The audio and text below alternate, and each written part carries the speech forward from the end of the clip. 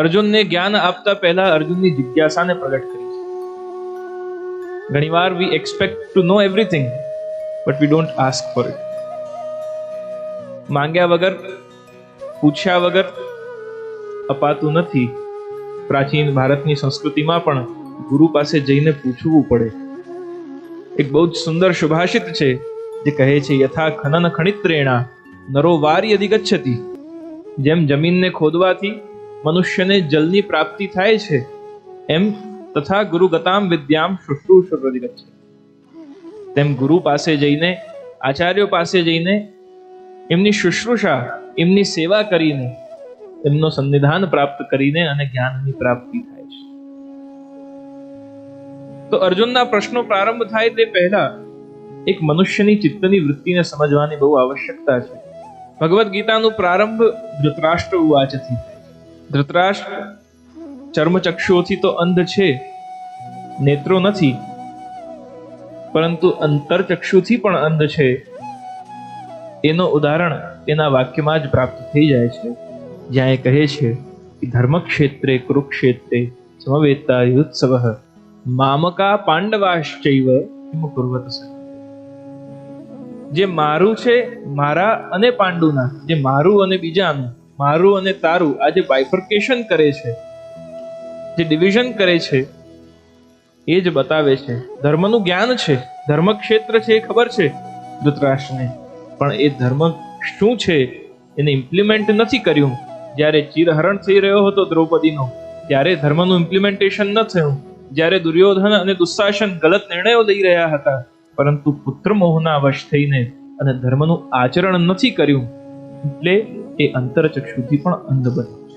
ઘણીવાર વ્યક્તિના ચર્મચક્ષુઓ જાગૃત હોય, બધું જોતો હોય, પણ અંતરચક્ષુથી જ્યાં સુધી એ સ્વીકારી શકતો નથી, ત્યાં સુધી ગતિવાન નથી બની શકતો. You need to perceive beyond your perception, out of the box. આપણે જે જોઈ શકીએ છીએ એનાથી પણ વિશેષ, એનાથી પણ વિભિન્ન, એનાથી પણ વિસ્તૃત પ્રકારથી આ સૃષ્ટિમાં કંઈક છે એ સ્વીકારવાની તૈયારી હોવી.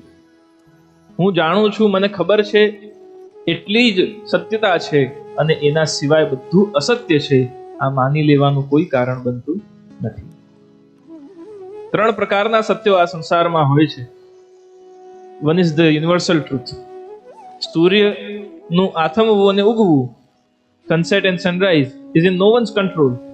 પણ એને કોઈ ન માને, ઘરમાં જ બંધ રહ્યો હોય અને 4-5 દિવસ સુધી સૂર્યના દર્શન ન કર્યા હોય અને એવું માની લે કે સૂર્ય તો છે જ નહીં, તો એના માની લેવાથી સૂર્યને કોઈ ફરક પડતું નથી. યુનિવર્સલ ટ્રુથ જે છે, જે શાશ્વત છે, એને કોઈ ન સ્વીકાર કરે તો એમાં એ તત્વને, શાશ્વત તત્વને કોઈ ફરક પડતો નથી. બીજો સત્ય છે અમુક લોકોનું સત્ય, જેને કહીએ truth for some people, for a group of people. જે માને છે કે આ સત્ય છે, આ વસ્તુને અમે બિલીવ કરીએ છીએ, અને a group of people do not believe that this is truth, જેને આપણે બિલીફ સિસ્ટમ કહીએ છીએ. અને ત્રીજા પ્રકારનો સત્ય છે એ છે individual truth, personal truth, which is generated by experience. અનુભવથી જન્ય જે સત્ય છે. મેં મોરને વનમાં, જંગલમાં નાચતા જોયો, એ મારો પર્સનલ ટ્રુથ છે. હું કોઈની સામે આવીને એનું વર્ણન કરું, એ માની જ લેશે જરૂરી નથી, પણ મારો અનુભવ છે એટલે મારું સત્ય. તો આમ વ્યક્તિના જુદા જુદા સત્ય હોય છે. અર્જુન એ સત્યની ખોજમાં છે અને મન વિષાદયુક્ત થયું છે. ધર્મ જાણે છે, પણ ધર્મનું ઇમ્પ્લિમેન્ટેશન કેવી રીતે કરવું? એને ખબર છે કે સ્વજનોને ન મારી શકાય, એને ખબર છે કે કોઈના પ્રાણ હરવા આટલી મોટી અક્ષોણી સેના, ભગવાનની પણ સેના જેમાં મળેલી છે, મહાન યોદ્ધાઓ જેમાં છે, મારા ગુરુ, મારા પિતામહ, મારા ભાઈઓ, મારા વડીલો બધા જ સામે સેનામાં મારી સાથે યુદ્ધ કરવા ઊભા છે. એ ભલે ધર્મ ભૂલી ગયા હોય, પણ શ્રી કૃષ્ણ, મને તો ધર્મ ખબર છે. મને કેવી રીતે મોક્ષ મળશે, મારા આ પાપો કેવી રીતે નિવૃત્ત થશે, મને માર્ગદર્શન આપો. ત્વક્ચૈવ પરિદહ્યતિ ગાંડીવમ સંસ્કૃતેર હસ્તા. એવી મનની વિષાદયુક્ત અવસ્થા થઈ છે, ડિપ્રેશન આવ્યું છે કે હવે ગાંડીવ ધનુષ એ પણ નીચે હાથમાંથી છૂટી ગયો છે. શરીરના રોમ રોમમાંથી અગ્નિ જેવી જ્વાલા બહાર નીકળી રહી છે. જે યોદ્ધા સ્થિર બનીને અને તીર ચલાવે છે એનું શરીર કંપન કરી રહ્યું છે. અને દૃષ્ટિમાં બહુ જ વિષાદ અને ચિંતાયુક્ત અર્જુનનું દર્શન ભગવાન કરી રહ્યા છે. અને ત્યારે આ 18 અધ્યાયની ભગવદ્ ગીતા નો ઉપદેશ અર્જુનના વિભિન્ન પ્રશ્નોનો ઉત્તર આપતા ભગવાન કરે છે. એમાં 3 વિશેષ ઉપદેશોને કર્મના આજે આપણે સમજીએ. કર્મના 3 ઉપદેશ જે ભગવાન અર્જુનને કરે છે. ઘણીવાર આપણે આજના સમયમાં કર્મને લઈને બહુ જ અલગ અલગ પ્રકારથી સનાતન ધર્મની દૃષ્ટિએ પણ અને જનરલ સમાજની દૃષ્ટિએ પણ ધ ફિલોસોફી ઓફ કર્મ, એ હિન્દુ હોય કે ન હોય, કર્મ ઉપર આજે બધા જ વાત કરી રહ્યા છે. તો એવા 3 વિશેષ ભગવદ્ ગીતાના ઉપદેશ કર્મને લઈને ભગવાને કર્મના 3 પ્રકાર બતાવ્યા અર્જુનને. there is nothing like right કર્મ and wrong કર્મ. આ સારું છે ને આ ખરાબ છે એવી કોઈ વાત ભગવાને નથી કરી, પરંતુ બહુ સ્પેસિફિકલી ભગવાન કહે છે કે કર્મ, વિકર્મ અને અકર્મ, આ 3 કેટેગરીમાં ભગવાને ઉપદેશ કર્યો છે. કર્મ ઇઝ એક્શન. વિકર્મ એ છે વિચ ઇઝ ફોરબિડન એક્શન, જે નથી જ કરવાનું, જે એક્શન નથી લેવાની. સારું ખરાબ નથી કહ્યું, action is karma. Vikarma is forbidden karma, forbidden action, અને અકર્મ ઇઝ ઇનએક્શન.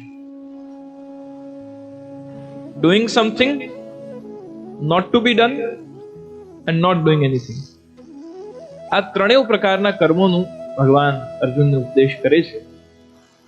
પણ આ બધી અવસ્થાથી પણ વિશેષ એક વાત ભગવાને કહી કે વ્યક્તિ કર્મ કરે, જે નથી કરવાનું એ નથી કરતો, અને કઈ જે નથી કરતો તો પણ એ તો એક એક્શન છે, એ પણ ક્રિયા છે. કઈ નહીં કરવું પણ ક્રિયા છે. પણ આ બધાથી વિશેષ એ જ્યારે વિકર્મનો ત્યાગ કરે છે, ફોરબિડન એક્શન જે છે એ નથી કરતો અને એક્શન લે છે, તો એ શું વિચાર સાથે લે છે? Because your action has a reaction.